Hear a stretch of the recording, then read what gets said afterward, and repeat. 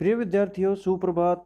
आज हम पढ़ेंगे 10वें पाठ है जिसका नाम है कृषिका कर्मवीरा। कृषिका का मतलब होता है जो महिला किसान होती है वो हमेशा कर्मवीर होती है। अपने कार्य को लगातार किसी भी परिस्थिति में वो अपने कार्य से विमुख नहीं होती है। तो उन्हीं के ऊपर इस पाठ को बताया गया है, उन्हीं का वर्णन इसमें किया गया है। तो आप अपनी पाठ्य पुस्तक निकाल लें और शब्दशः अर्थ देखें और हर श्लोक को अपनी नोटबुक में लिखना है और उसका हिंदी अर्थ भी करना है। कृषिका कर्मवीरा यानी कर्मवीर महिला किसान। श्लोक है, श्लोक में वर्णन किया गया है। सूर्यस्तपतु मेघावा वर्षन्तु विपुलं जलम कृषिका कृषिको नित्यं शीतकालेऽपि कर्मठौ। सूर्यस्तपतु मेघावा वर्षन्तु विपुलं जलम कृषिका कर्मवीरो नित्यं कृषिका कृषिको नित्यं शीतकालेऽपि कर्मठौ। इस श्लोकार्थ यह है, सूर्य तपतु मेघा व वर्षन्तु विपुलम जलम। सूर्य तपतु, चाहे सूर्य कितना भी तपे, कितना भी ताप दे।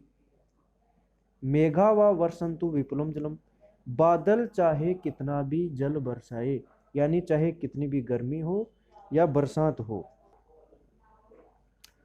सूर्य तपतु मेघा, चाहे सूर्य कितना ही गर्म हो, चाहे कितनी ही बरसात हो। कृषिका कृषिको, किसान और महिला किसान, या ऐसे कह सकते हैं कि किसान और उसकी पत्नी नित्य यानी रोज, शीतकाले भी, सर्दी में भी या लगातार सर्दी में भी शीतकाल में भी अपना कार्य करते रहते हैं। यानी वापस देखते हैं एक बार। सूर्य तपतु मेघा, चाहे सूर्य कितनी ही गर्मी दे, चाहे बादल कितना ही पानी बरसाएं, किसान और उसकी पत्नी नित्य शीतकाल में भी अपना कर्म करते रहते हैं। दूसरा श्लोक देखते हैं। ग्रीष्मे शरीरम सस्वेदम शीते कंपमयम सदा हलेन च कुदालेन तौ तौ तु क्षेत्राणि कर्षत। इसका मतलब होता है, ग्रीष्मे शरीरे से स्वेदम, ग्रीष्म यानी ग्रीष्म ऋतु में शरीर से स्वेदम, पसीने से लथपथ होता है, फिर भी। और शीते कंपमयम सदा, शीतकाल में यानी सर्दी में शरीर कंपन युक्त होता है, फिर भी किसान और उसकी पत्नी हलेन, हल से और कुदाली से, तब वो दोनों क्षेत्राणि कर्षत है, अपने खेत को जोतते रहते हैं। यानी चाहे कितनी ही गर्मी हो, चाहे कितनी ही सर्दी हो, किसान और उसकी पत्नी हल और कुदाली से दोनों मिलकर के अपने खेत को निरंतर जोतते रहते हैं। तीसरा श्लोक देखते हैं। पादयोर्न पदत्राणि शरीरे वसनानिनो पादयोर्न पदत्राणि शरीरे वसनानिनो निर्धनं जीवनं कष्टं सुखं दूरे हि तिष्ठति। निर्धनं जीवनं कष्टं सुखम दूरे ही तिष्ठति। इसका मतलब है, पादयो न पदत्राणे, यानी उन किसानों के पैरों में जूते भी नहीं है, शरीरे वसनानिनो, और शरीर पर वस्त्र भी नहीं है। निर्धनम जीवनम, उनका जीवन गरीब है और कष्टमय है। और सुखम दूरे ही तिष्ठति, और उनके जो जीवन का सुख है वो तो दूर ही रहता है, यानी उनके जीवन में कभी सुख नहीं आता, और फिर भी वो अपने कार्य से विमुख हुए निरंतर अपने कार्य को करते रहते हैं। चौथा श्लोक देखते हैं। ग्रहम जीर्णम न वर्षासु वृष्टिम वारयितुं क्षमम तथापि कर्म वीरत्वम कृषिकाणाम न नश्यति। ग्रहम जीर्णम, घर है उनका, घर कैसा है? जीर्णम, जीर्ण शीर्ण है, पुराना है। न वर्षासु वृष्टिम वारितुम क्षमम, जो वर्षा के पानी को भी रोकने में समर्थ नहीं है। यानी ऐसा उनका घर होता है कि वो बरसात के पानी को भी, उनकी जो छत है वो नहीं रोक सकती।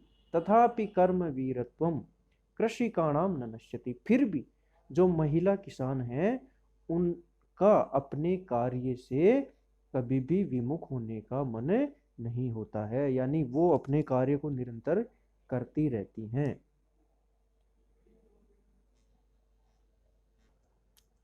एक बार पुनः देखते हैं इसको। ग्रहम जीर्णम न वर्षासु, घर पुराना है जो कि बरसात के पानी को भी रोक नहीं सकता, ऐसा उनका घर होता है।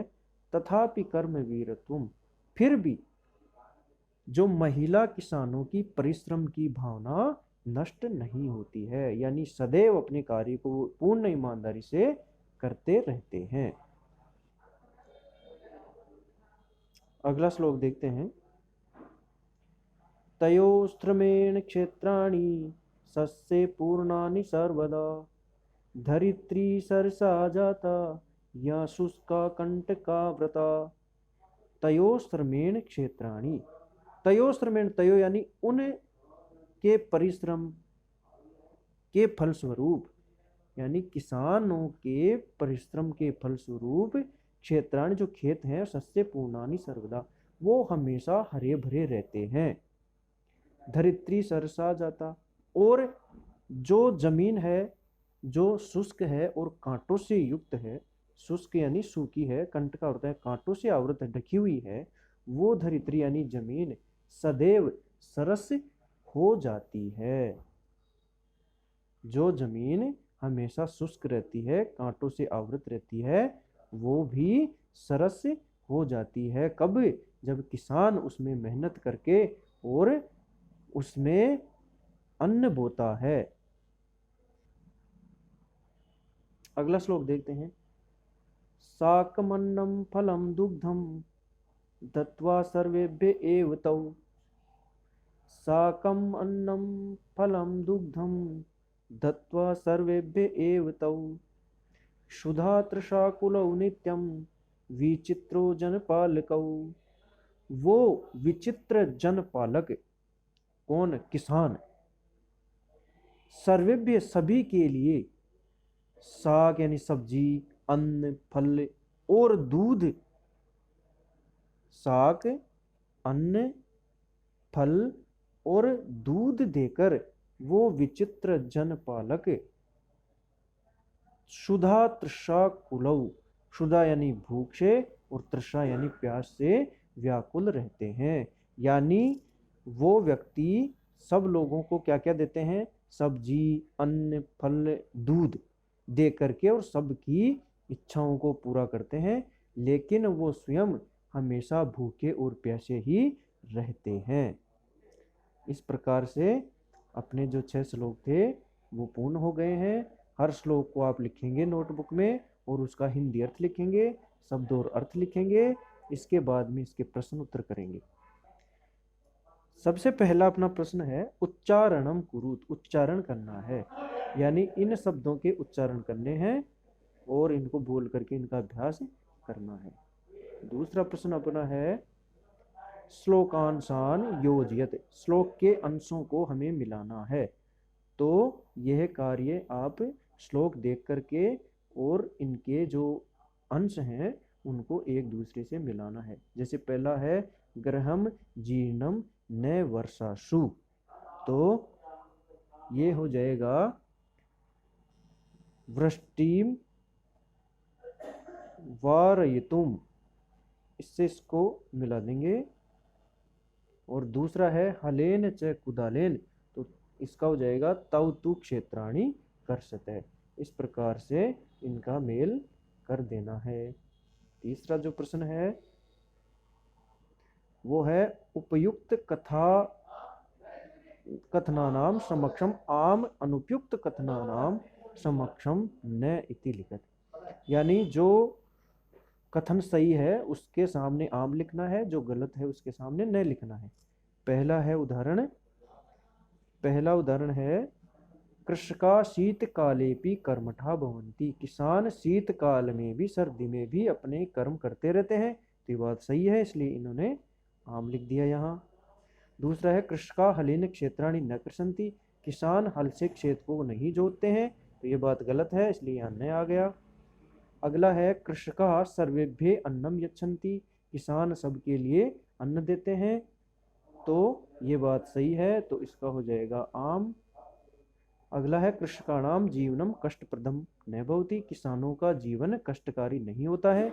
ये बात गलत है, इसलिए यहाँ हो जाएगा न, यहाँ न हो जाएगा।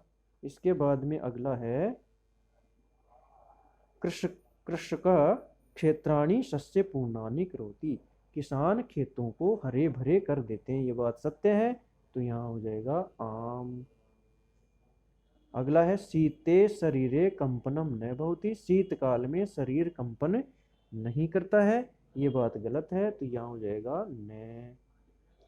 अगला है श्रमेण धरित्री सरसा भवति। मेहनत से जमीन है वो सरस यानी रस युक्त हो जाती है। तो ये बात सही है, तो यहाँ हो जाएगा आम। इस प्रकार से अपना ये प्रश्न पूर्ण होता है। अगला अपना प्रश्न है, उसमें हमें क्या करना है कि मंजूषात पर्यायवाची पदानि चित्वा लिखत। इस बॉक्स से हमें पर्यायवाची शब्दों को चुन करके लिखना है। तो पहला है वसनानी। वसनानी यानी कपड़े होते हैं, तो वस्त्राणी हो जाएगा। सूर्य, सूर्य का रवि हो जाएगा। तृषा, तृषा का मतलब होता है प्यास, तो ये पिपासा हो जाएगा। विपुलम, विपुलम का हो जाएगा अधिकम।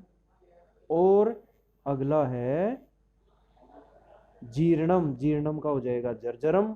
और धरित्री का हो जाएगा पृथ्वी। इस प्रकार से इन पर्यायवाची शब्दों को हम ढूंढ करके इनके रिक्त स्थान पूर्ण कर देंगे। इसके बाद में अपना अगला प्रश्न है पांचवा, मंजूषात विलोम पदानि चित्वा लिखत। बॉक्स से विलोम पदों को चुन करके लिखना है। तो पहले पर्यायवाची शब्द लिखे थे, अब लिखना है हमें विलोम शब्द। तो विलोम का मतलब होता है उल्टा, उल्टा अर्थ देने वाला शब्द लिखना है। तो सुखम का हो जाएगा, सुखम का हो जाएगा दुखम। दूरे का हो जाएगा पार्श्वी।